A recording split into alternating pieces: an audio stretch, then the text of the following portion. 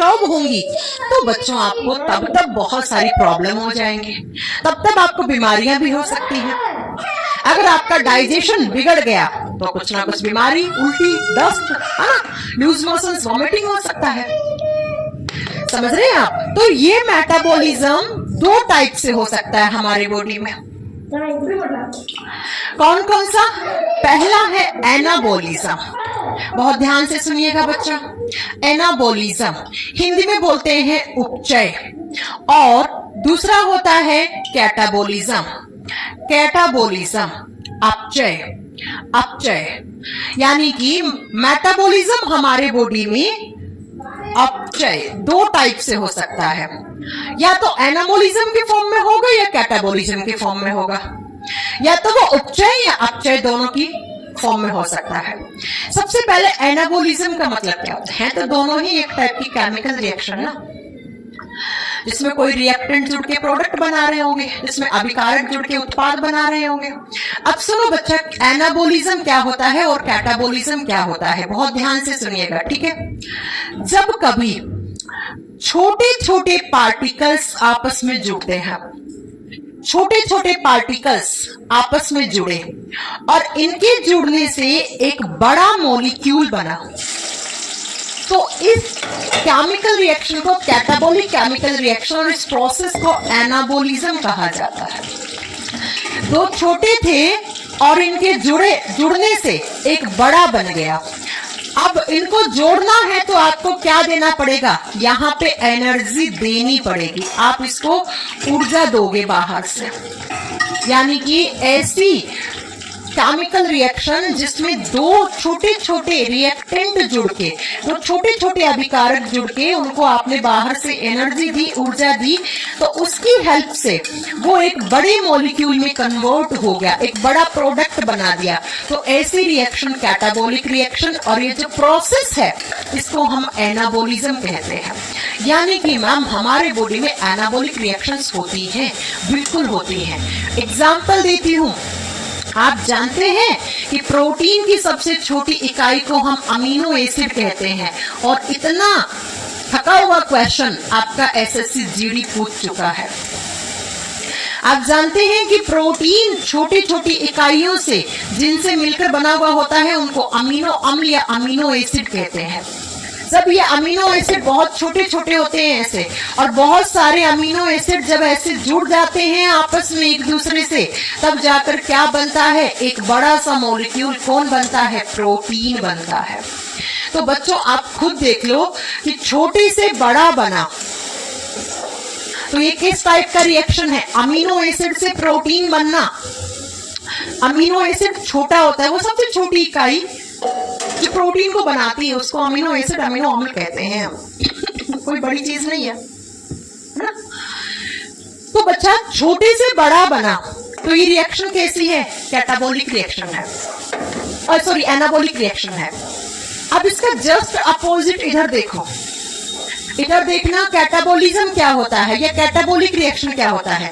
ऐसा रिएक्शन जिसमें बड़ा सा कोई मॉलिक्यूल टूटता है और टूटने से छोटे छोटे मॉलिक्यूल मिलते हैं ऐसे, और साथ में थोड़ा एनर्जी रिलीज होता है, यहाँ पे ऊर्जा बनता है।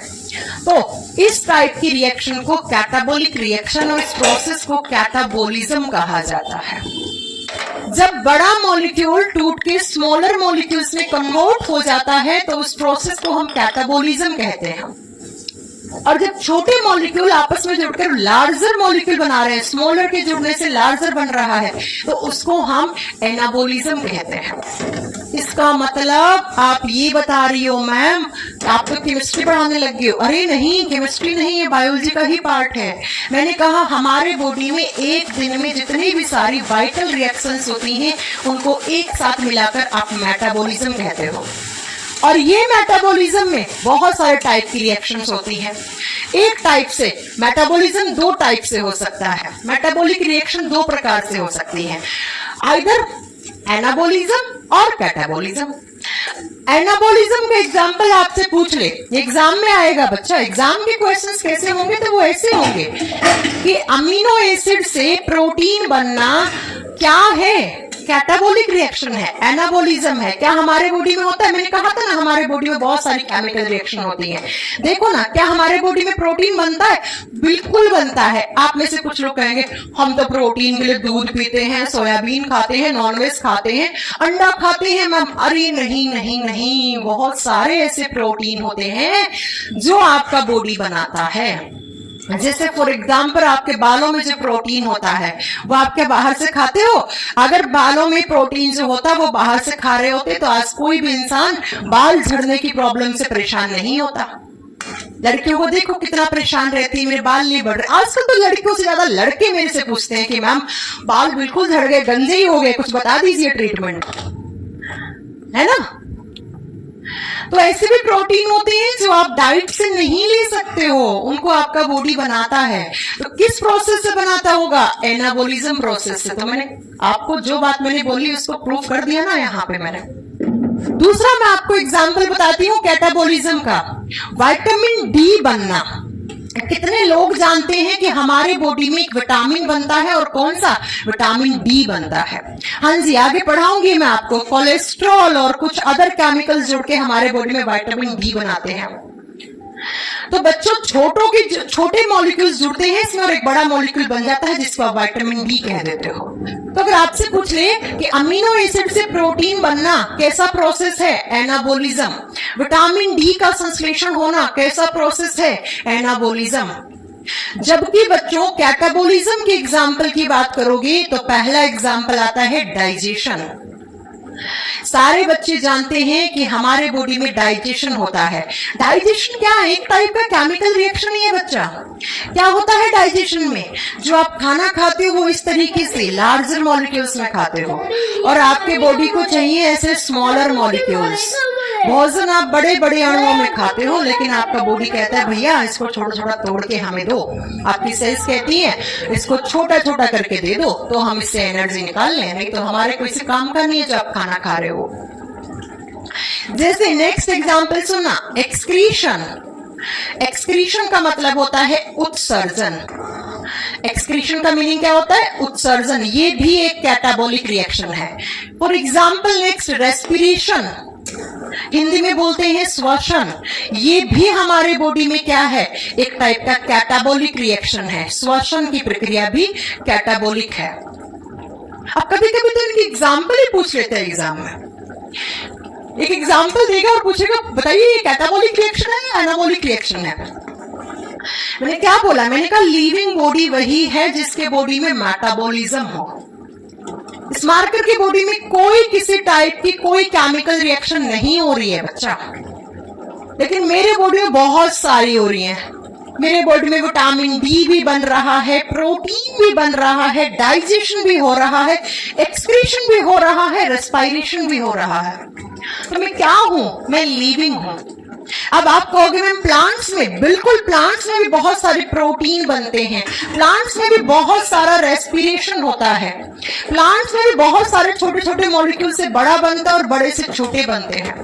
तो प्लांट्स में भी तो मेटाबॉलिज्म हो गया ना, इसलिए तो हमने कहा लिविंग बॉडी वही है जिसके बॉडी में मेटाबॉलिक रिएक्शन हो, जिसमें मेटाबॉलिज्म हो रहा है। इसलिए डॉक्टर कहता है आपका मेटाबॉलिज्म बिगड़ा है, यानी आपका अंदर का सारा सिस्टम हिला हुआ है भैया। आप ना टाइम से खाना खा रहे हो, ना टाइम से आपके बॉडी में खाना पच रहा है, ना टाइम से आपका पच रहा है, तो ना टाइम से आपके बॉडी में एनर्जी रिलीज हो रही है। इसलिए आपका मेटाबॉलिज्म बिगड़ा है, इसलिए आपको बहुत सारी बीमारियां एक नहीं है। तो अच्छे से अपना जो डेली का शेड्यूल है उसको अच्छे से फॉलो कीजिए।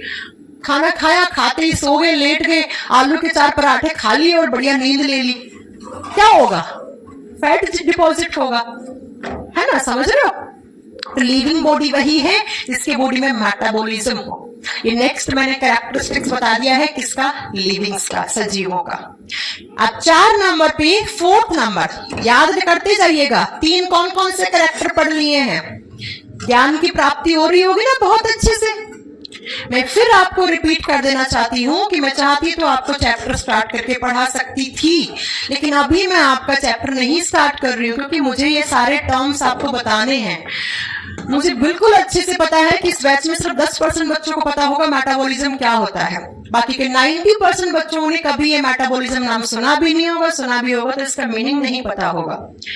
अब मैं आगे जब मैं चैप्टर पढ़ाऊंगी तो मैं आपको मेटाबॉलिज्म शब्द का मीनिंग नहीं बताने वाली हूँ, क्योंकि मैं ये उम्मीद लगा के बैठी होंगी कि आपने मेरा इंट्रोडक्शन वाला क्लास देखा होगा और वहां से आपने जाना होगा मेटाबॉलिज्म होता क्या है।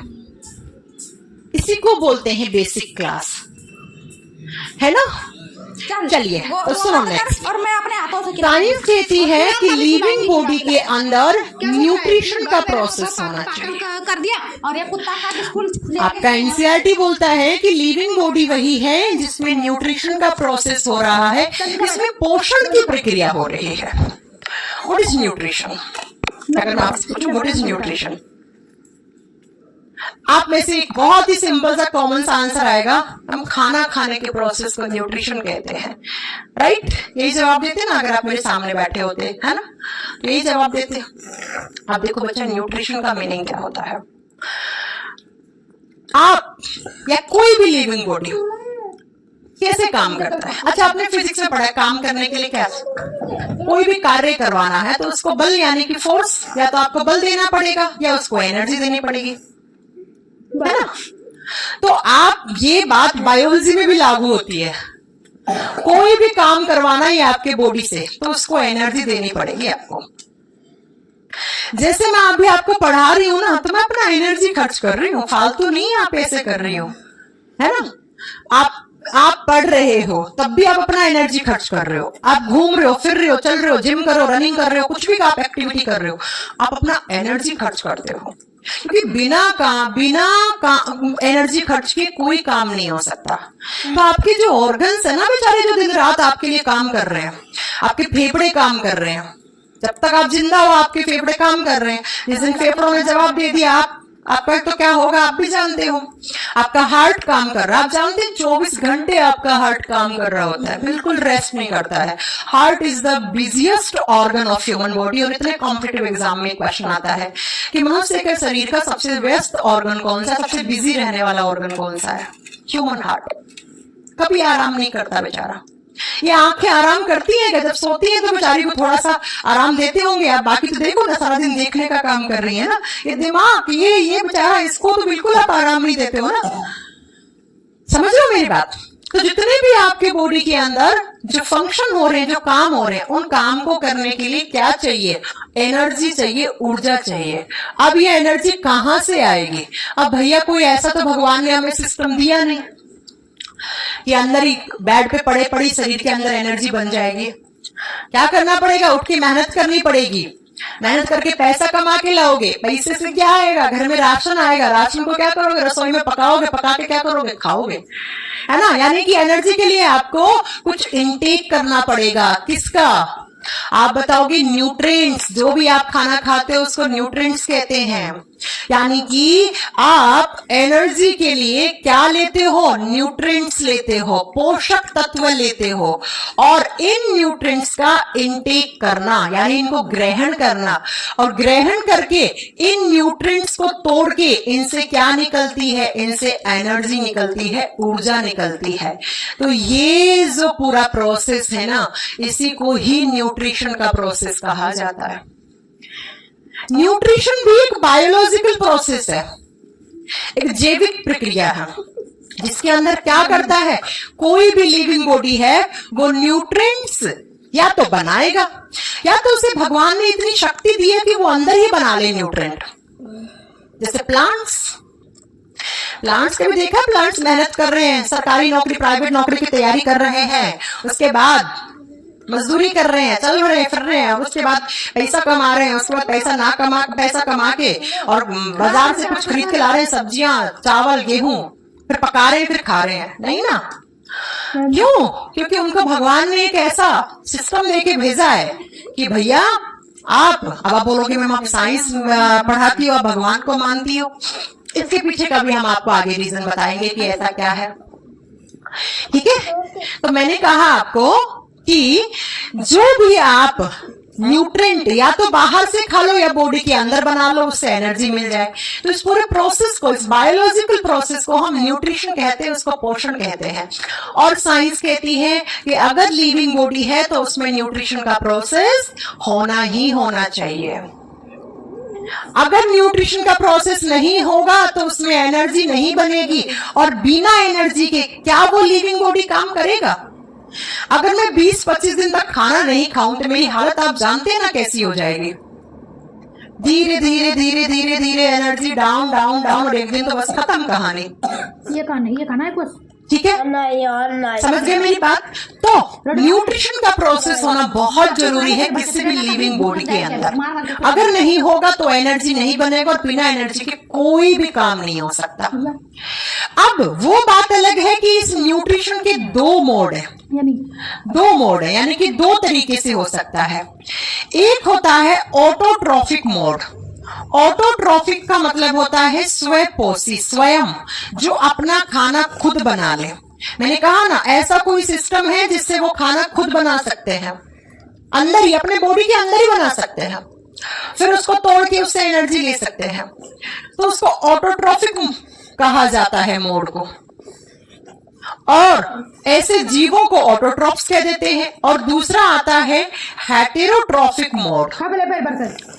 हेटेरोट्रॉफिक का मतलब होता है परपोषी, यानी कि उनको भगवान ने ऐसा कोई सिस्टम नहीं दिया। उसको भगवान, अल्लाह, जिस भी गॉड को आप मानते हो, यानी कि ठीक है, अब भगवान छोड़ो, साइंस ने नहीं दिया ऐसा, कोई भी साइंस ने उसको ऐसा कोई मैकेनिज्म नहीं दिया कि वो अपने अंदर तो खाना बना ले, नहीं बना सकता भैया। वो परपोषी, यानी कि पर का मतलब दूसरा, पोषी का मतलब पोषण, दूसरे लिविंग ऑर्गेनिजम्स पे डिपेंड करता है। जैसे हम लोग खेती करते हैं, खेत में गेहूं, मक्का, बाजरा सब हम उगाते हैं, फिर उसको काटते हैं। गेहूं क्या है? प्लांट ही तो है, एक पौधा ही तो है, वो भी तो लिविंग है ना। या हम लोग गाय भैंस पालते हैं, क्या करते हैं? गाय भैंस भी तो लिविंग है ना, उनका दूध निकालते हैं, दूध से आप क्या बनाते हो? उतनी सारी चीजें बनाते हो, दही, छाछ, सब, बटर सब बनता है। सब्जियां उगाते हैं तो सब्जियां भी क्या है? लिविंग है ना। अब कुछ लोग नॉनवेज खाते हैं तो नॉनवेज में चिकन मटन खाते हैं, चिकन मटन में तो कहां से आ रहा है? लिविंग से आ रहा ना। यानी कि ऐसा प्रोसेस जिसमें खुद से कोई अंदर खाना नहीं बन रहा है, वो सारा खाने के लिए किसी दूसरे जीव पे डिपेंडेंट है, उसको हम हेटेरोट्रॉफिक कहते हैं। उसको परपोषी, दूसरों से अपना पोषण करता है, उसको हम हेटेरोट्रॉफिक मोड कहते हैं। तो मैंने कहा लिविंग वही है जिसके बॉडी में दो टाइप से न्यूट्रिशन हो रहा हो, या तो ये या ये। अब इसका एग्जाम्पल तो आप लिख सकते हो ऑल ग्रीन प्लांट्स, सभी हरे प्लांट्स, पेड़ पौधे ऑटोट्रॉफिक मोड पे काम करते हैं। और एक एग्जाम्पल और लिखिएगा बच्चों, युगलीना। अब ये युगलीना क्या होता है माँ बाप को पढ़ाएंगे आगे, डोंट वरी। युगलीना ये क्या करते हैं? ये अपना खाना खुद से बनाते हैं, यानी कि इनके न्यूट्रिशन का मोड क्या हो गया? ऑटोट्रॉफिक मोड हो गया। हेटेरोट्रॉफिक जैसे ऑल एनिमल्स, गाय भैंस घोड़ा बकरी जानवर, हम लोग सब। जैसे पंगी जिसको हम कवक कहते हैं, ठीक है बच्चा, ये भी दूसरों पे डिपेंडेंट रहते हैं। समझ में आ गई मेरी बात?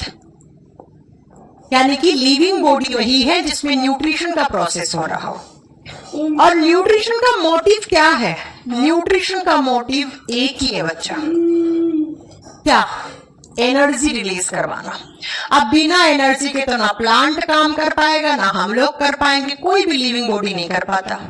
अब ये मार्कर है, इसमें किसी भी टाइप का कोई न्यूट्रिशन का प्रोसेस नहीं हो रहा, लेकिन मैं लिविंग हूं तो मेरे में न्यूट्रिशन का प्रोसेस हो रहा है भैया। कम से कम दिन में 3 बार खाना खा रही हूं मैं, और उस खाना खाने के पीछे मैं बहुत मेहनत भी कर रही हूँ, है ना। पढ़ा रही हूँ, इतनी दूर से आके स्टूडियो में पढ़ा रही हूँ, अपना एनर्जी खर्च कर रही हूँ ना, अपना समय खर्च कर रही हूँ। ऐसे ही आप भी कुछ ना कुछ काम करते होंगे, आपके माता पिता भी कुछ ना कुछ काम करते होंगे, तो हमें रोटी कमानी पड़ती है। प्लांट्स को भगवान ने बहुत मजे दिए हैं, वो अपना खाना खुद बना लेते हैं। मेरे पौन एक टर्म है, आगे हम आपको बहुत डिटेल में पढ़ाएंगे, फोटोसिंथेसिस, प्रकाश संश्लेषण की क्रिया। पार्टी चलती है। उसकी हेल्प से प्लांट अपना न्यूट्रिशन कंप्लीट कर लेते हैं, प्लांट्स अपना भोजन बना लेते हैं वहां से। लेकिन भाई मैं ठीक है बच्चों, समझ में आ गई मेरी बात? चलो, न्यूट्रिशन का प्रोसेस प्लांट्स में, एनिमल्स में या फिर कोई भी लिविंग बॉडी है उसमें होना ही होना चाहिए। नहीं होगा तो भैया वो लिविंग बॉडी सरवाइव नहीं कर पाएगा। नेक्स्ट पॉइंट पे साइंस कहती है, आपकी एनसीईआरटी कहती है कि लिविंग बॉडी वही है जिसमें डाइजेशन का प्रोसेस हो, जिसमें डाइजेशन का प्रोसेस हो, यानी कि पाचन की प्रक्रिया हो रही हो। तो पूरा का पूरा लिविंग बॉडी वही है जिसमें डाइजेशन का प्रोसेस हो रहा है। अब डाइजेशन क्या होता है कि 5 नंबर पे कैरेक्टरिस्टिक्स पढ़ा रही हूँ लिविंग के। मेरी बॉडी में डाइजेशन हो रहा है, गाय भैंस घोड़ा बकरी जानवर सब में डाइजेशन होता है, जबकि इस मार्कर में किसी भी टाइप का कोई डाइजेशन करना ही नहीं है इसको। अब डाइजेशन का मीनिंग क्या होता है वो सुनो। आपने जो खाना खाया था ना, मैंने कहा आप पे न्यूट्रिशन का प्रोसेस होता है, आपने मान लिया बिल्कुल कि मैम हम क्या करते हैं, सब्जियां फल फ्रूट सब हम उगाते हैं और फिर हम क्या करते हैं, फिर हम उसको काटते हैं, अनाज निकालते हैं, घर पे लाके जो नहीं होता है जिनकी वो मार्केट से खरीद के लाते हैं, फिर रसोई में पकाते हैं, फिर खाते हैं। जो भी आप न्यूट्रिएंट खा रहे हो, जो भी आप पोषक तत्व खा रहे हो, वो आप इस तरीके से खाते हो, खा लिया ना, ऐसा। सब्जी डालो ना। अब मुझे ये बताओ, हमारा बॉडी किससे मिलकर बना हुआ है? Smallest unit of any living body क्या कहलाती है? सेल कहलाती है, कोशिका कहलाती है। तो इस बंदे को वापस छोड़ सेल इतनी छोटी होती है बच्चा, इतनी छोटी होती है कि उसको आप नेक्ड आई से नहीं देख सकते। किया था, गलत किया था, तो फिर इसका मतलब यह है कि तो लॉस उसको आप नग्न आंखों से नहीं देख सकते, मैं तो लॉस नहीं देख सकते मैम, बिल्कुल सही कहा। तभी तो इतना खतरनाक अब एनर्जी तो सेल्स को भी चाहिए ना। से पता है कि अगर सेल्स के पास एनर्जी रहेगी तो टिश्यूज के पास है, टिश्यूज के पास है तो आपके ऑर्गन्स के पास है, ऑर्गन्स के पास तो आपका पूरा सिस्टम काम कर रहा है। नंबर 1 का अगर आपकी लीवर की सेल्स के पास एनर्जी नहीं रही तो मर जाएंगी ना, और सेल से ही तो टिश्यू बनता है, तो लीवर का टिश्यू खराब हो गया, लीवर खराब हो गया। क्या बोलता है इसको? तो बच्चों आप एक बात बताओ, सेल तो इतना छोटा है जिसको आप नग्न आंखों से देख भी नहीं सकते, आपको पता है ना कि और आप खाना खा रहे हो इतना सारा। सेल को एनर्जी चाहिए काम करने के लिए, सेल्स टिश्यू सबको बराबर एनर्जी चाहिए भैया। आप मिशन दे दो। अब एनर्जी मिलती कहाँ से? जो आप खाना खाते हो उसी से एनर्जी मिलती है, क्योंकि हमारे बॉडी में तो कोई ऐसा सिस्टम भगवान ने दिया नहीं है हमें ऐसा लगता है कि भाई अंदर ही कुछ खाना बना लो, पका लो, खा लो। पैसा क्यों ऐसा तो कोई सिस्टम हमें भगवान ने दिया नहीं है। हाँ जी मैम, बिल्कुल नहीं दिया है। हैं? कौन सी रोटी तो फिर क्या करते हो आप? जो दिन में खाए थे और फिर क्या होता है बच्चा, ये सेल्स कहती हैं कि भैया हम तो इतने छोटे हैं, आप इतने बड़े बड़े न्यूट्रिएंट खा रहे हो, क्या करें हम? हमें चाहिए ऐसे ऐसे ऐसे ऐसे ऐसे ऐसे ऐसे इतने छोटे छोटे। कोई नहीं, मैंने कहा ना, मेटाबॉलिज्म। तो हमारे बॉडी में एक सिस्टम है, जो सिस्टम क्या करता है, जो सिस्टम इन लार्जर मॉलिक्यूल्स को, इन न्यूट्रिएंट को, ये जो बड़े बड़े अणु है ना, इनको इतना छोटा तोड़ देता है, इतना छोटा तोड़ देता है कि फिर इनका हमारी कोशिकाओं में अवशोषण हो जाए, कौन सी मलाई? और फिर इनसे हमारी सेल्स क्या ले पाए? एनर्जी ले पाए, एनर्जी ले पाए, ऊर्जा ले पाए। और एनर्जी होगी तो आपकी सेल्स बरोबर काम करेंगे ना, बहुत अच्छे से काम करेंगे। सेल्स के पास एनर्जी है तो टिश्यूज के पास है, टिश्यूज का मतलब ऑर्गन्स के पास एनर्जी है, ऑर्गन्स हेल्दी रहेंगे, बढ़िया काम करेंगे। रोटी में घी लगाओ। नहीं, घी के फ्लेम नहीं लगा। तो डाइजेशन क्या है? डाइजेशन भी एक केमिकल रिएक्शन है। आप देखो ना, रिएक्टेंट से प्रोडक्ट बन रहा है, यही तो होता है केमिकल रिएक्शन। अब आप मुझे फटाक से बता दो, डाइजेशन जो किस टाइप का कैटाबॉलिक रिएक्शन है या एनाबॉलिक है? ये आप लोग कमेंट करके बताओगे, मैं नहीं बताऊंगी भैया। मैं क्यों बताऊं, बढ़ा चुकी हूं मैं तो। हाँ जी, तो जल्दी बताइए कमेंट करके, मैं वेट कर रही हूँ आपके कमेंट का। कैटाबॉलिक है, क्या कैटाबॉलिक। जी? हम कैटाबॉलिक है कि एनाबॉलिक? मोनोबॉलिक। बड़े से छोटा बनना क्या होता है? मतलब वो कैटाबोलिक रिएक्शन। तो डाइजेशन भी एक टाइप का कैटाबोलिक रिएक्शन है। तो डाइजेशन क्या है? डाइजेशन भी एक बायोलॉजिकल प्रोसेस, इसमें न्यूट्रिएंट्स को, जो आप न्यूट्रिएंट्स खाते हो वो ऐसे बड़े बड़े लार्जर मॉलिक्यूल्स खाते हो और उनको क्या किया जाता है, स्मॉलर मॉलिक्यूल्स में तोड़ा जाता है। तो इस केमिकल प्रोसेस को हम क्या कहते हैं हमारे बॉडी में? डाइजेशन कहते हैं। और जो सिस्टम करवाता है उसको डाइजेस्टिव सिस्टम, उसको पाचन तंत्र कहते हैं हम। तो बच्चों, इस मार्कर में किसी भी टाइप का कोई डाइजेशन नहीं हो रहा है, लेकिन मेरे बॉडी में गाय, भैंस, घोड़ा, बिल्ली, कुत्ता, बिल्ली सब क्या है? लिविंग्स हैं। और सब में क्या हो रहा है? डाइजेशन हो रहा है। अगर डाइजेशन ना होगा तो क्या नहीं बनेगा? एनर्जी नहीं बनेगा। और बिना एनर्जी के तो कोई काम नहीं करना चाहता भैया, होता ही नहीं है बिना एनर्जी के काम। ओके, तो लिविंग वही है जिसके बॉडी में डाइजेशन की प्रोसेस हो रही है। अब नेक्स्ट कैरेक्टर, नेक्स्ट लिखोगे कि लिविंग्स का अगला कैरेक्टर क्या होना चाहिए। साइंस कहती है या आपका 6 नंबर पे आएगा क्या? आपने कितने पढ़ लिए? 5th पढ़ लिया या 6th पढ़ लिया? हाँ, 6 नंबर पे। चलिए लिखिए 6 नंबर पे, यानी कि लिविंग्स का नेक्स्ट कैरेक्टर क्या होना चाहिए। आपने बोल दिया हम बायोलॉजी पढ़ रहे हैं, बायोलॉजी में हम लिविंग्स के बारे में पढ़ रहे हैं। भैया लिविंग्स होते क्या है? जब तक ये नहीं पता लगेगा तो कैसे कोई चैप्टर पढ़ लोगे आप? तो लिविंग्स वही है जिसमें रेस्पिरेशन का प्रोसेस हो, जिसमें रेस्पिरेशन हो रहा है, जिसमें श्वसन की प्रक्रिया हो रही हो। अब मैं अगर आपसे पूछूं व्हाट इज रेस्पिरेशन, तो आप सब क्या आंसर करोगे? आप लोग बताओ क्या आंसर करोगे? हाँ जी बच्चा, मैं आपको एक पॉइंट क्लियर कर दूं, जितने भी लिविंग्स होते हैं उन सब में रेस्पिरेशन होता है। प्लांट्स में भी रेस्पिरेशन होता है, बिल्कुल होता है। गाय, भैंस, घोड़ा, बकरी, जानवर, ऑल ग्रीन प्लांट्स, एल्गीज, हम लोग, हम सब लिविंग्स हैं। हम सब में रेस्पिरेशन होता है। चलो बताओ रेस्पिरेशन क्या होता है? हाँ जी, तमन्ना जी आंसर कर रही हैं कि मैम ऑक्सीजन लेना, CO2 छोड़ना। ऑक्सीजन लेना, CO2 छोड़ना इज ब्रीदिंग, नॉट रेस्पिरेशन। वो ब्रीदिंग है, सांस लेना, सांस छोड़ना, या हवा लेना, CO2 छोड़ना, या ऑक्सीजन लेना, CO2 छोड़ना। इन सब के अलावा कोई आंसर है तो वो कीजिए मुझे। ये सब ब्रीदिंग कहलाते हैं बच्चा। ब्रीथिंग, सांस लेना। रेस्पिरेशन का मीनिंग क्या होता है? मैंने ये क्वेश्चन पूछा है, व्हाट इज रेस्पिरेशन? हाँ जी, सांस को, क्रिया को ही रेस्पिरेशन कहते हैं। कोई बात नहीं, आपका टाइम आउट हो गया, टाइम आउट। अब मैं बताऊंगी क्या होता है रेस्पिरेशन। सुनो जरा ध्यान से। हम क्या लेते हैं? मेरा अंडा पसंद है। हम एयर लेते हैं। कभी मत बोलना कि हम ऑक्सीजन लेते हैं। अरे भैया, ऑक्सीजन सिर्फ 21% है इस एनवायरनमेंट में। इस कमरे में जो टोटल एयर है उसमें से सिर्फ 21% ऑक्सीजन है। तो मैं क्या फिल्टर लगे क्या इस कमरे में कि जो सिर्फ ऑक्सीजन को फिल्टर करके मेरी नाक तक ला रहे हैं? मैं जहां जहां चल रही हूँ फिल्टर लेके चल रही हूँ क्या अपने साथ? हम एयर लेते हैं, ऑक्सीजन नहीं लेते हैं। 100% ऑक्सीजन लेंगे शरीर जल जाएगा, नहीं लेते हैं 100% ऑक्सीजन। हम एयर लेते हैं। ये एयर कहाँ से लिया आपने? नाक से लिया।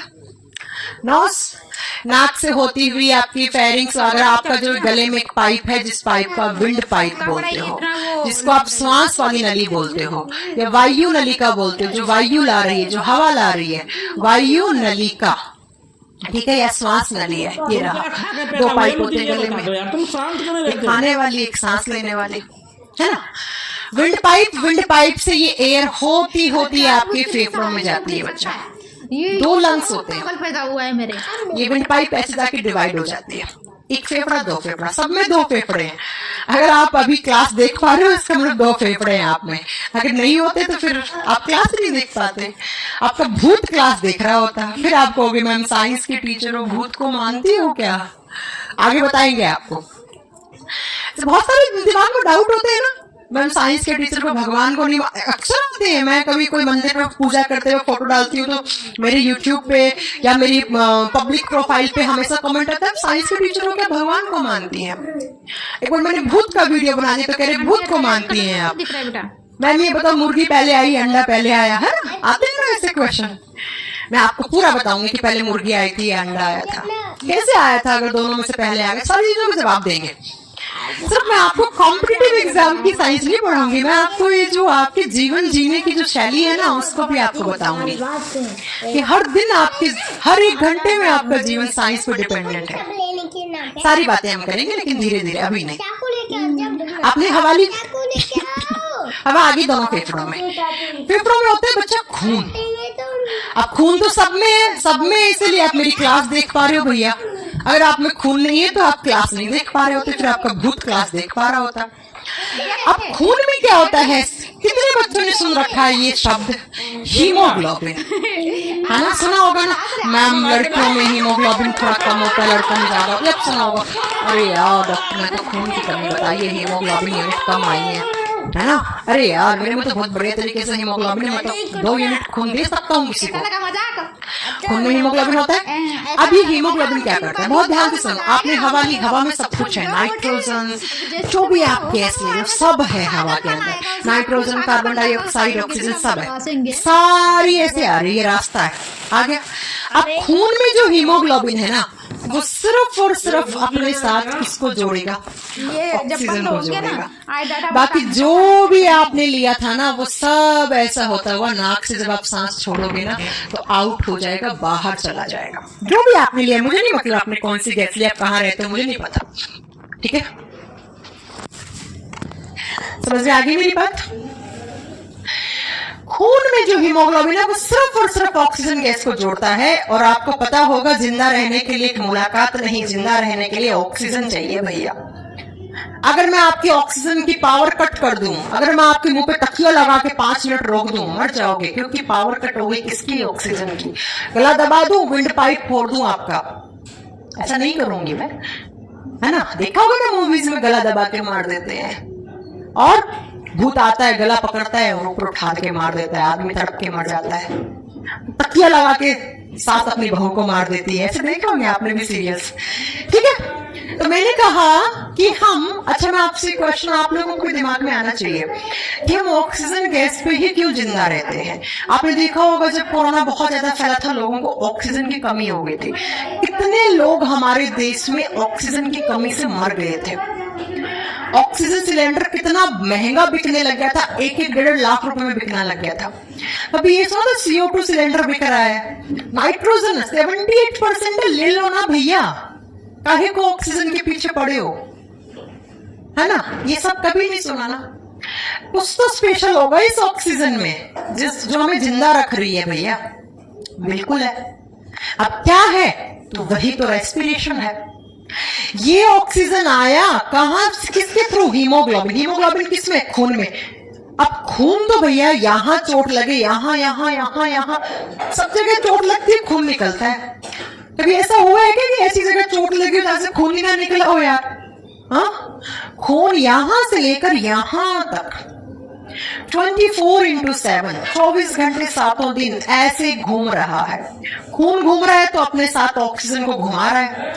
हर शरीर के हर एक कोने में हमारी सेल्स हैं, कोशिकाएं हैं, हर कोने में ऑक्सीजन जा रहा है कि नहीं जा रहा है, जा रहा है। अब ये ऑक्सीजन क्या करता है, मैंने कहा ना ऑक्सीजन पे क्यों जिंदा रहते हैं, ऑक्सीजन की कमी से ही क्यों मर रहे थे लोग। तो बच्चों आप जो खाना खाते हो ना वो खाना अल्टीमेटली हमारे बॉडी में आके कन्वर्ट हो जाता है ग्लूकोज में। ग्लूकोज का फॉर्मूला होता है C6H12O6। हमारा डाइजेस्टिव सिस्टम है ना वो क्या करता है, वो जितनी भी कार्बोहाइड्रेट्स आप लेते हो उसको ग्लूकोज की फॉर्म में लाके कन्वर्ट कर देता है। एंड याद ध्यान से सुन लीजिएगा, 70 से 80% एनर्जी हमें कार्बोहाइड्रेट से मिल जाती है। आपको मसल्स बनानी है, मसल्स बिल्ड करनी है, 6 पैक बनाने, तो आप प्रोटीन ज्यादा खाओ भैया, ठीक है। आपको लंबे समय तक कुछ काम करना है तो घी खाओ, आप फैट खाओ, बटर खाओ, मक्खन खाओ। बाकी अगर जिंदगी आराम से जीनी है, बीमारियों से बच के रहना है तो कार्बोहाइड्रेट ज्यादा खाओ, ठीक है। समझ में आ गई मेरी बात। तो ये कार्बोहाइड्रेट अल्टीमेटली आके हमारे बॉडी में ग्लूकोज की फॉर्म में कन्वर्ट हो जाती है। कैसे होती है आगे पढ़ाएंगे। अब सेल्स के पास बहुत सारा ग्लूकोज है, ऐसे ही पड़ा है ग्लूकोज। अब सेल्स के पास खून तो आता ही रहता है, घूमता ही रहता है, खून घूम रहा है तो ऑक्सीजन तो घूमेगा ही घूमेगा। ये ऑक्सीजन आएगा आएगा आएगा और इस ग्लूकोज के पास आएगा और इस ग्लूकोज को तोड़ देगा, इस ग्लूकोज का ऑक्सीडेशन कर देगा। ऑक्सीडेशन पढ़ा है ना, ऑक्सीकरण पढ़ा है ना, किसकी प्रेजेंस से होता है? ऑक्सीजन गैस की प्रेजेंस से। भाई बिना ऑक्सीजन के कैसे ऑक्सीडेशन हो सकता है? नहीं हो सकता ना, वो तो रिडक्शन हो जाता है। ठीक है, समझ रहे हो आप? तो ऑक्सीजन गैस इसको बर्न करती है, इसका ऑक्सीडेशन करती है, और ऑक्सीजन गैस के अलावा किसी गैस में हिम्मत नहीं है कि इसको जला दे, इसको तोड़ दे। इसीलिए हम ऑक्सीजन पे जिंदा रहते हैं, बस। तो ये ऑक्सीजन जैसे ही ग्लूकोज को तोड़ता है तो यहाँ पर कार्बन डाइऑक्साइड, पानी और साथ में बहुत सारा एनर्जी निकलता है। कहां पर? हमारी सेल्स में, इस सेल्स में हो रही है। ठीक है, और ये जो एनर्जी निकलता है ना, इसका नाम होता है एटीपी। हम इसको नाम दे देते हैं एटीपी की। हमारे बॉडी में एनर्जी निकल रही है वो एटीपी है भैया। ठीक है, अब सुनो, मैंने पूछा, मैंने क्या बोला? मैंने कहा कि साइंस कहती है जितने भी लिविंग्स होते हैं उनके बॉडी में क्या होना चाहिए? रेस्पिरेशन का प्रोसेस होना चाहिए, श्वसन की प्रक्रिया होनी चाहिए। What is respiration? ऑक्सीजन का आना, यहां तक तो ब्रीदिंग कहला रहा था ये तो। अब ये ऑक्सीजन का हमारे हर एक सेल के पास आकर ग्लूकोज का ऑक्सीडेशन करना और जिसके रिजल्ट में कार्बन डाइऑक्साइड, पानी और एनर्जी बनना, इस प्रोसेस को आप रेस्पिरेशन कहते हो। इसको आप रेस्पिरेशन कहते हो। कार्बन डाइऑक्साइड किसी काम का नहीं है, तो जब आप सांस छोड़ोगे तो उसमें वापस बाहर चला जाएगा। लंबा सा सांस छोड़िए, CO2 बाहर छोड़ दिया। पानी, अरे भैया सब जानते हैं हमारे बॉडी में 70% पानी है, और ये एनर्जी तो सेल्स अपने पास रखेंगी ना, क्योंकि इसी एनर्जी से सेल्स क्या करती हैं? काम करती हैं। काम करने के लिए क्या चाहिए? एनर्जी, ऊर्जा चाहिए। और हमारी बॉडी में जो एनर्जी बनती है उसको नाम हम क्या दे देते हैं? ATP, adenosine triphosphate. समझ में आ गई मेरी बात? तो आप सभी मुझे ये बताओ कि रेस्पिरेशन क्या होता है। आज के बाद कोई आपसे पूछे व्हाट इज रेस्पिरेशन, आपको ये नहीं बोलना है ऑक्सीजन लेना, CO2 छोड़ना। भैया पहले बात, आप ऑक्सीजन लेते ही नहीं हो। आप 100% ऑक्सीजन नहीं ले सकते हो भैया, 100% ऑक्सीजन जला देगा आपका शरीर। ठीक है, प्योर ऑक्सीजन हम नहीं ले सकते हैं। समझ में आ गया? ऑक्सीजन से ग्लूकोज का टूटने से carbon dioxide, water and energy बनना। एनर्जी हमारी सेल्स स्टोर कर लेती हैं, इसका संग्रहण, इसका भंडारण कर लेती हैं भैया, क्योंकि एनर्जी तो 24 घंटे चाहिए आपको। ठीक है, पानी तो 70% अपना बॉडी जल से ही बना हुआ है। CO2 की कोई रिक्वायरमेंट नहीं है, तो ये CO2 आपका आउट हो जाता है। दो तरीके से होता है, आगे पढ़ाएंगे आपको कैसे हो सकता है, एक एसिड की फॉर्म में और एक सीधा CO2 की फॉर्म में। इस प्रोसेस को आप रेस्पिरेशन कहते हैं, इसको श्वसन कहते हैं। और यकीन मानिए जितने भी लिविंग्स हैं उन सब में रेस्पिरेशन हो रहा है।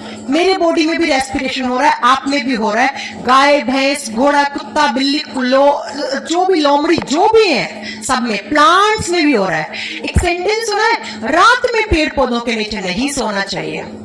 सुना है?